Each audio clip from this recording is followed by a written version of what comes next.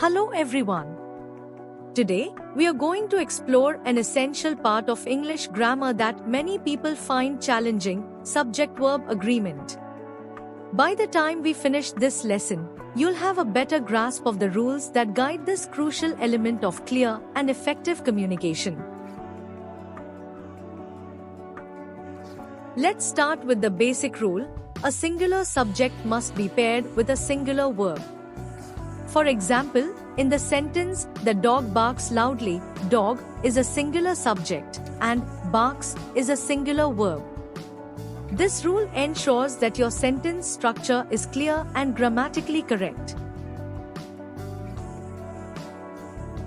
Similarly, when the subject is plural, the verb must match by being plural too. In the sentence, the dogs bark loudly, dogs is plural, so the verb bark also takes its plural form. This agreement between subject and verb is crucial for clarity. An interesting aspect of English grammar is how the pronoun you behaves in terms of subject-verb agreement. Regardless of whether you is used in a singular or plural sense, the verb that follows is always plural.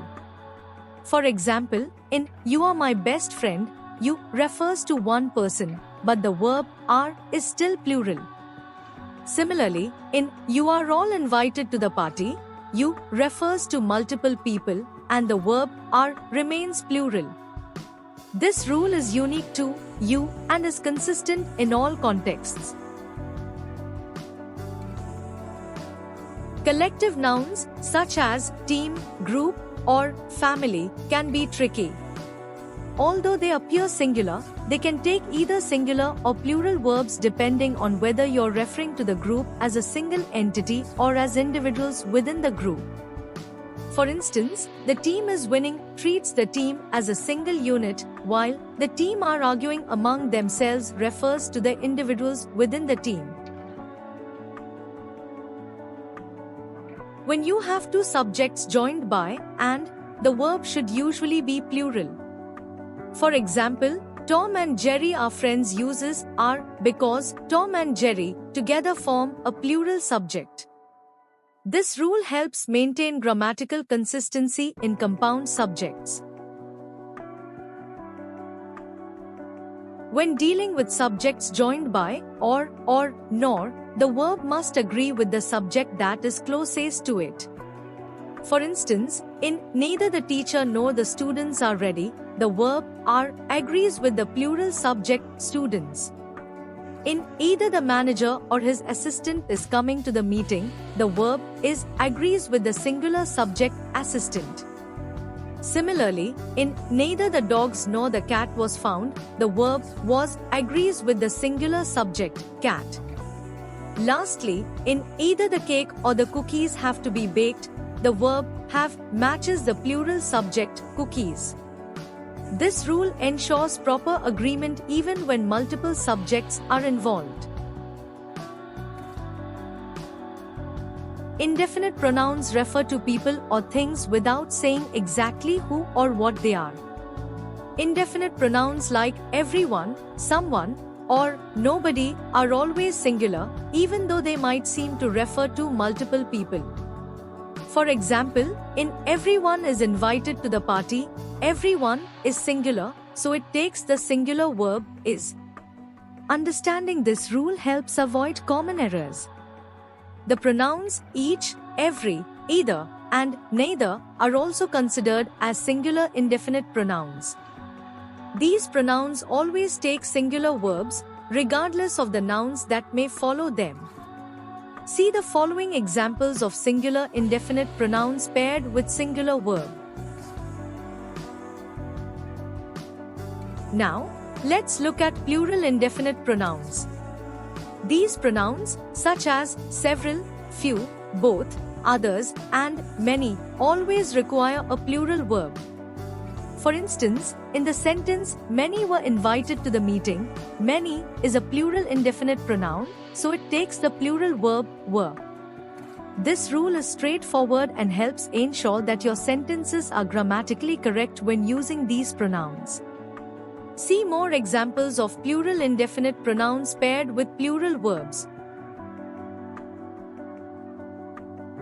Indefinite pronouns like all, some, most, none, and any can be tricky because they can be either singular or plural, depending on the noun they refer to. Let's break it down with examples. For all, in all of the cake is gone, all refers to a singular noun, cake, so we use the singular verb is. However, in all of the cookies are eaten, all refers to the plural noun, cookies, requiring the plural verb, are. For some, in some of the water is spilled, some refers to the uncountable noun, water, so the singular verb is used. Conversely, some of the students are absent, uses are because students is plural. For most, in most of the money was spent, most refers to the singular noun, money, so we use was. On the other hand, most of the players are ready, uses are for the plural noun, players. For none, in none of the information is correct. None refers to the singular noun, information, so the singular verb is appropriate. In none of the reports are accurate, none refers to the plural noun, reports, so the verb are is used. Finally, for any, in any of the information is valuable, any refers to the singular noun, information, so is used. However, any of the books are available, uses are because books is plural. The key is to pay attention to the noun following these pronouns to determine whether the verb should be singular or plural. Let's consider how intervening words or phrases like as well as, together with, in addition to, and along with affect subject-verb agreement. Even though these phrases might suggest a plural sense, they do not change the number of the main subject. The verb must still agree with the primary subject of the sentence. For instance, in the teacher, along with the students, is attending the event, teacher is the main subject, so the verb is remains singular. Similarly, in the book, together with its notes, was found on the table, the main subject, book, is singular, so the verb was also stays singular.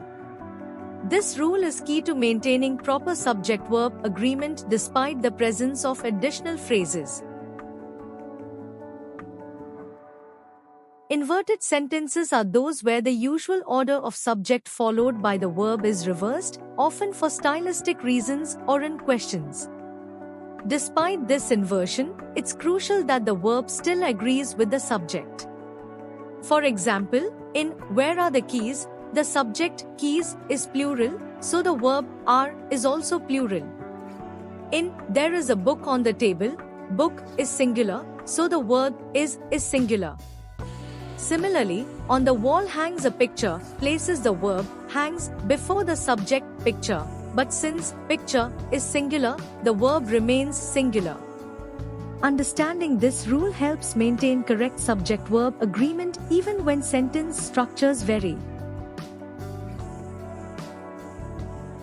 When working with relative pronouns like who, which, or that, the verb must agree with the antecedent, the noun that the pronoun refers to.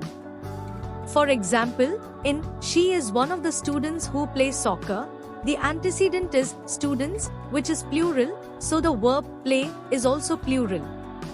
Another example is he is the one who knows the answer, where one is singular, so the verb knows is singular as well.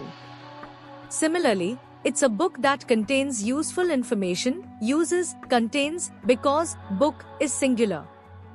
Lastly, in they are the employees who work overtime, employees is plural, so the verb work is plural. This rule is crucial for maintaining subject-verb agreement in sentences that use relative pronouns. Pause the video and carefully watch these examples to fully understand the concept. Sometimes, phrases or clauses can come between the subject and the verb, but it's important to remember that the verb must still agree with the main subject, not with the words in between.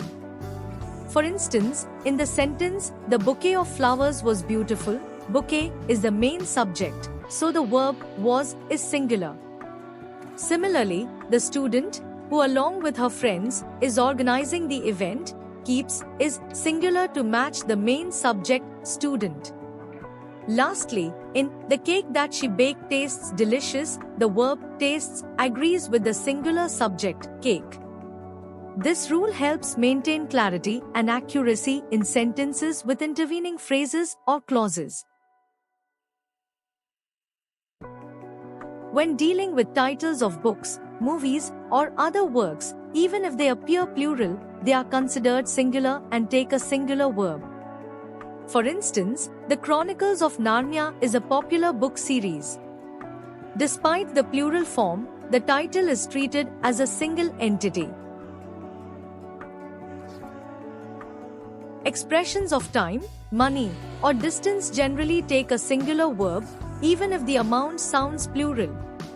For example, $5 is not enough uses the singular verb is because the amount is considered a single entity. This rule is important for maintaining grammatical precision in sentences dealing with quantities. When using fractions or percentages, the verb form depends on the noun that follows. For example, half of the cake is gone uses is because cake is singular, whereas half of the students are present uses are because students is plural. This rule helps ensure that your verb agreement accurately reflects the subject of the sentence.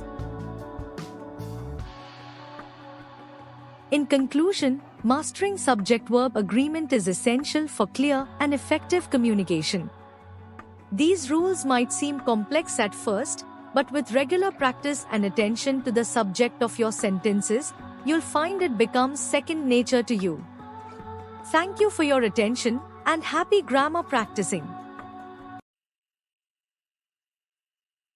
If you liked this video, give it a thumbs up, share it with friends, and hit that subscribe button for more content. Thanks for watching.